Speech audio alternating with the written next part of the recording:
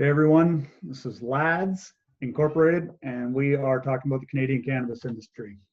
For this project, we've chosen to talk about growth as the ability of a company to reach as much of the market as possible in the cannabis industry, offer products to support the cannabis industry in the medical and recreational sectors, as well as hold the largest market cap. This is, of course, uncharted territory since the legalization of recreational cannabis on October 17th of 2018. My colleague Javier is going to explain to you a little more about why we chose Canopy Growth. So thank you. So, well, this is analysis of the Canadian cannabis business. So the Canadian marijuana industry is moderately competitive for several reasons. First of all, the legalization and decriminalization of marijuana allowed the creation of more companies, thus more competition in the market for marijuana in Canada. Second, the sheer volume of competitors causes intense competition, like as I mentioned before. Third, sellers can legally buy seeds and plants from only 22 federal producers. Fourth, users typically favors high-quality marijuana to low-quality varieties and prefer to see the product firsthand at brick-and-mortar shops over unreliable online or black market sources. Next one, please. So Canopy Growth Corporation. Canopy is well known as the largest and the most popular cannabis company in the world. Canopy invests in development, research, and innovation, which will help the company in the long run. Canopy as well has a variety of products that make it a leading corporation in cannabis sales, increases its social media appearance, like as using like Snoop Dogg and other celebrities to promote their brand. It also has as a weakness, they have high expenses, which end up in generating losses, a decrease in revenue, as well as the excessive cost of production. Thank you. Thanks, Javier. So seizing the global cannabis industry. So why is time of entry important? So any entrepreneur or business owner understands the importance of seizing a market at an opportunistic time. It allows businesses to gain leadership on the commerce by establishing a manufacturing facility, assembling a supply chain, and forming a distribution network. Canopy Growth has done this by starting early. They've captured this market, right? In 2010, they were first founded by Bruce Linton and Chuck Rafficli. And after several renamings and rebrandings, in 2014, they received a grant from Health Canada on the federal level, and they received something called the ACMPR, Access to Cannabis for Medical Purpose and Regulation, and this basically allowed them to open up a growth facility and allowed them to sell to medical dispensaries across Canada. And because of this, because of the early time of entry, Canopy Growth is able to gain a head start in their competitors, and they were able to enter the Toronto and New York Stock Exchange first. They've been able to build the capital and earn such a large piece of the market that their capital has snowballed to a point that it'll take years for the competitors to reach their size. Canopy is 3 times larger than their nearest competitors, Cronos. Since dipping into the global market, they've grown even larger. It is safe to say that their early entry catapulted them into the head of the pack for the foreseeable future. And that's it for me. Brand recognition is a key factor for the sales of Canopy Growth. They use multiple strategies to achieve brand recognition, one being their nationwide awareness campaign, in which they educate Canadian citizens on recreational cannabis use. Another main strategy used is to be present in cities across Canada with different branches of retail locations. Canopy Growth's president, Ray Kovacevic, believes that retail presence is a key driver of brand recognition in a competitive market. Canopy operates under 2 main retail locations called Tweed and Tokyo Smoke.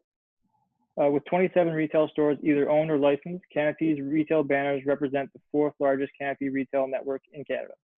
Another effective strategy used by Canopy is partnerships with well-known celebrities. Canopy is currently partnered with Drake, Snoop Dogg, Martha Stewart, and Evan Goldberg. Canopy develops new product lines with these celebrities, exposing the company to their fans and followers, generating more sales from a new customer base. With all these strategies in play, Canopy Growth has a very recognized brand in Canada and across the world. This is one reason why the company generates so much sales and revenue and sets themselves apart from other competitors in the industry.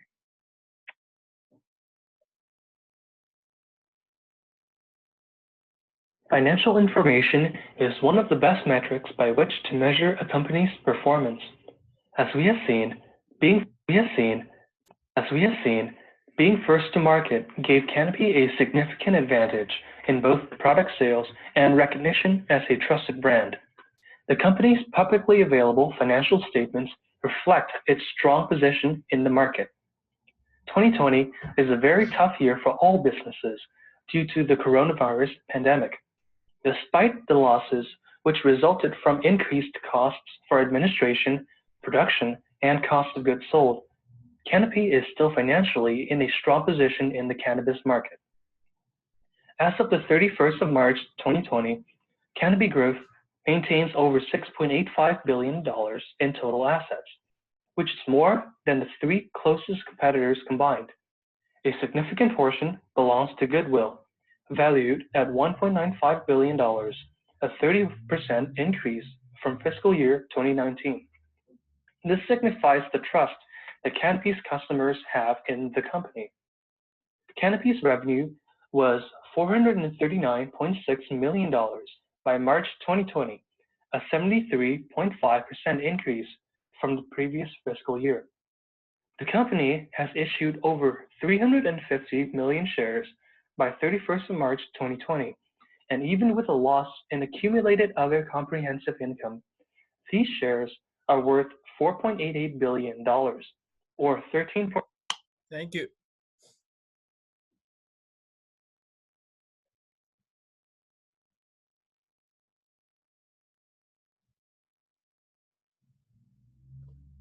As a consideration, if someone were looking at the financials, they would see that revenue has increased over 500% since 2018, but the expenses have risen over 2,000%, almost 2,000%.